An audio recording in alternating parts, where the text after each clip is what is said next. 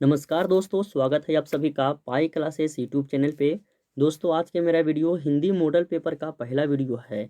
इस वीडियो में Hindi model paper का 30 महत्वपूर्ण ऑब्जेक्टिव क्वेश्चन के बारे में डिस्कस करेंगे, जो आने वाले मैट्रिक बोर्ड परीक्षा के लिए काफ़ी ही महत्वपूर्ण है। यदि आप भी इस बार मैट्रिक बोर्ड परीक्षा की तैयारी कर रहे हैं तो इस वीडियो को शुरू से अंत तक देखिए और सारे प्रश्न को याद रखिए। ठीक है दोस्तों, तो चलिए वीडियो को शुरू करते हैं।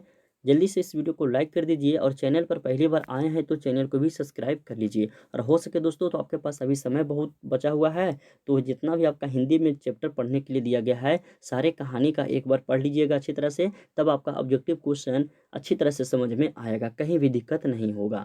तो आप लोग अभी से ही एक एक चैप्टर जो है, कहानी पाठ वगैरह जो भी कविता है वो पढ़िए। ठीक है, तो क्वेश्चन आपका ऑब्जेक्टिव क्वेश्चन है जो अच्छी तरह से समझ में आएगा। तो चलिए देखते हैं आज का पहला। देखिए, पहला क्वेश्चन है कि खोखा का क्या नाम है। तो दोस्तों, यदि आप लोग कहानी पढ़े होंगे तो उसमें बताया गया था कि खोखा का जो दूसरा नाम है, जो दूसरा नाम से बुलाया जाता था, वो आपका है कासू। यानी कि क्वेश्चन नंबर फर्स्ट का सही आंसर क्या हो जाएगा, ऑप्शन सी होगा, कासू होगा। खोखा का दूसरा नाम क्या है, तो कासू है। ठीक है, तो आप लोग कहानी पढ़े होंगे तो आपको पता होगा कि खोखा का एक और नाम है जिससे उसे बुलाया जाता था, तो वो कौन नाम है, तो कासू है। चलिए आगे बढ़िए। दूसरा क्वेश्चन देखिए, दूसरा क्वेश्चन में पूछा गया कि वीरेन डंगवाल किस दैनिक पत्र के संपादकीय सलाहकार हैं। ऑप्शन है दैनिक जागरण, भास्कर, अमर उजाला और जनसत्ता। तो वीरेन डंगवाल जो है यह अमर उजाला दैनिक पत्र के संपादकीय सलाहकार हैं। इसका सही आंसर ऑप्शन सी होगा। चलिए आगे बढ़िए। Question number 3। देखिए, क्वेश्चन नंबर 3 है कि वाणी कब विश्व के समान हो जाते हैं। यानी वाणी कब, जो विश्व है, विश्व के समान कब हो जाते हैं। ऑप्शन है राम नाम के वाणी, ज्ञान के वाणी, तीर्थ यात्रा के यहाँ पर होगा वाणी। ठीक है, तीर्थ यात्रा के वाणी, और ऑप्शन डी है इनमें से कोई नहीं। तो क्वेश्चन नंबर 3 का सही आंसर ऑप्शन ए होगा, राम नाम के वाणी जो है, यह वाणी विश्व के समान हो जाती है। तो इसका सही आंसर ऑप्शन ए होगा। चलिए आगे बढ़िए। क्वेश्चन नंबर 4 में देखिए पूछा गया है कि दिनकर को ज्ञानपीठ पुरस्कार किस रचना पर प्राप्त हुआ।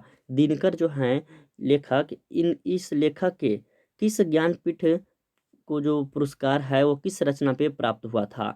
तो दिनकर जी को जो है उर्वशी जो आपका रचना है, इस रचना पे इनको ज्ञानपीठ पुरस्कार जो है प्राप्त हुआ, दिनकर जी को। ठीक है, तो क्वेश्चन नंबर 4 का सही आंसर याद रखिएगा, उर्वशी पर।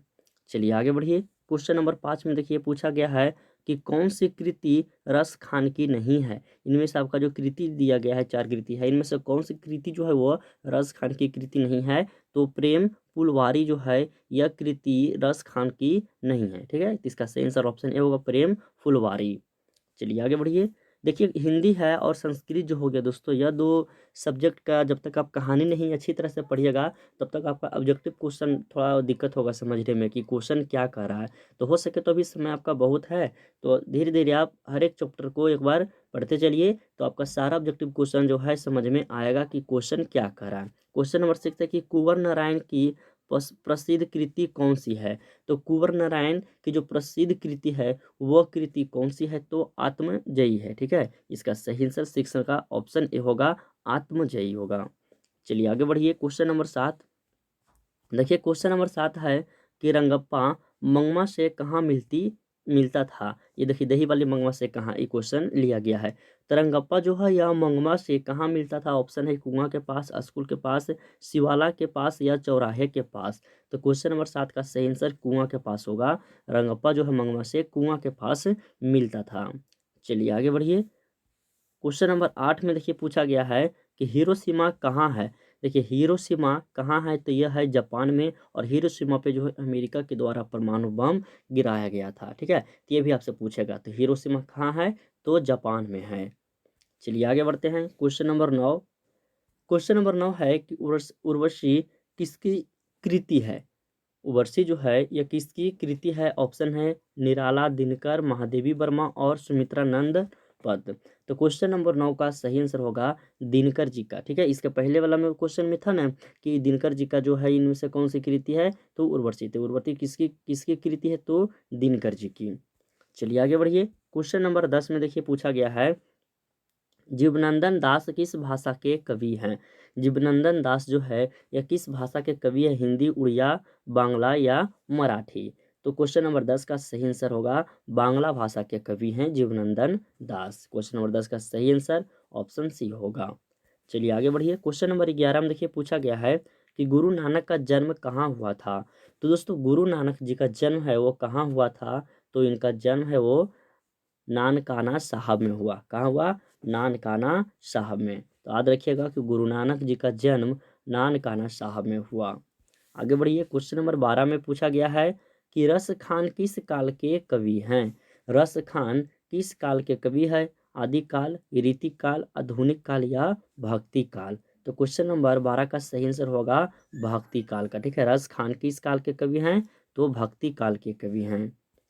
चलिए आगे बढ़िए। क्वेश्चन नंबर 13 में देखिए पूछा गया है कि सुजान सागर किसकी कृति है।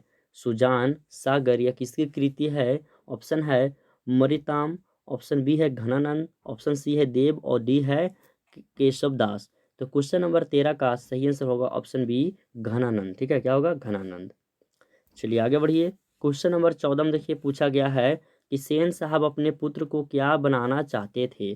तो सेन साहब अपने पुत्र को क्या बनाना चाहते थे? बिजनेसमैन या इंजीनियर, वकील, प्रोफेसर या डॉक्टर। तो बिजनेस या इंजीनियर मैन जो है सेन साहब अपने पुत्र को बनाना चाहते थे। कोई कोई क्वेश्चन में देखिएगा तो बिजनेसमैन नहीं रहेगा, सिर्फ रहेगा इंजीनियर।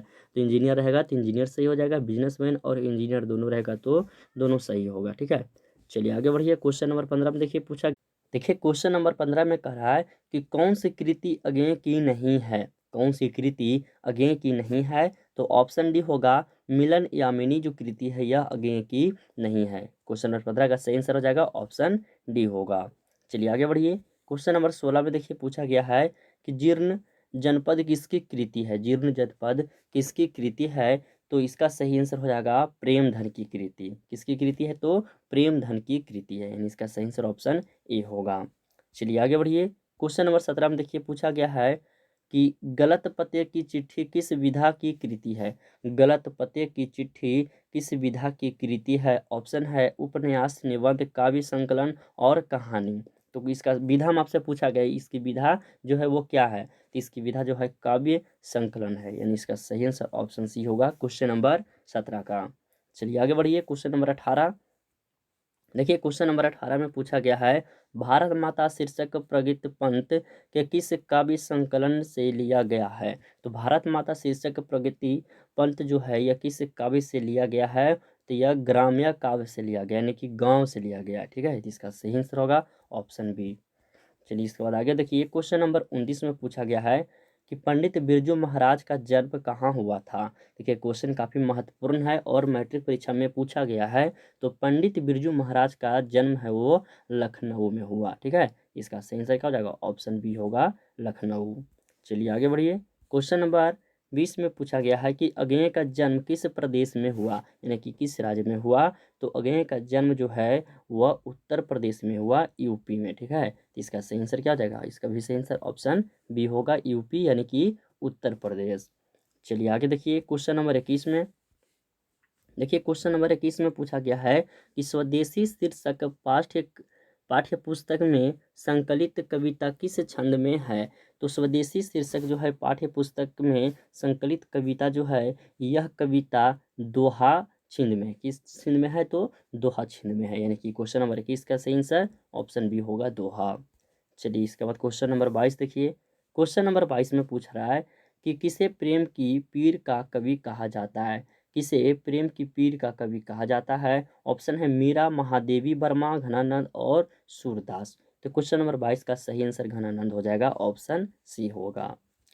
चलिए आगे बढ़िए। क्वेश्चन नंबर 23 में देखिए पूछा गया है कि मन अर्जुन मन कृष्ण किसकी कृति है। मन अर्जुन मन कृष्ण यह जो कृति है यह किसकी कृति है? तो यह कृति हो जाएगा अनामिका का। ठीक है, किसकी कृति है? अनामिका का। तो क्वेश्चन नंबर 23 का सही आंसर ऑप्शन डी होगा। चलिए आ जाइए क्वेश्चन नंबर 24 में। ये देखिए क्वेश्चन नंबर 24 है कि बिस्मिल्लाह खां के साथ किस मुस्लिम पर्व का नाम जुड़ा हुआ है। तो बिस्मिल्लाह खां के साथ जो है किस मुस्लिम पर्व का नाम जुड़ा हुआ है? तो वो पर्व आपका है मुहर्रम। ठीक है, मुहर्रम जो पर्व है यह पर्व बिस्मिल्लाह खां के साथ जो है उसी के नाम से जुड़ा हुआ है। चलिए आगे बढ़िए। क्वेश्चन नंबर 25 में देखिए पूछा गया है यह मैट्रिक में कि हिंदी में प्रत्यय होते हैं। हिंदी में प्रत्यय कितने प्रकार के होते हैं? तो टोटल वो आपका 2 प्रकार के होते हैं, ठीक है। तो क्वेश्चन नंबर 25 का सही आंसर हो जाएगा ऑप्शन बी होगा 2 प्रकार के। चलिए आगे बढ़िए। क्वेश्चन नंबर 26 में देखिएगा कि नागरी लिपि शीर्षक पाठ किस पुस्तक में लिया गया है? तो नागरी लिपि शीर्षक जो यह पाठ है, ये किस पुस्तक से लिया गया है? ऑप्शन है अक्षरों की कहानी, भारतीय लिपियों की कहानी, अक्षर ज्ञान या इनमें से कोई नहीं। तो क्वेश्चन नंबर 26 का सही आंसर भारतीय लिपियों की कहानी से जो पुस्तक है, इसी पुस्तक से नागरी लिपि शीर्षक पाठ लिया गया है। इसका सही आंसर क्या हो जाएगा? ऑप्शन बी होगा। चलिए आगे बढ़िए। 27 नंबर क्वेश्चन देखिए।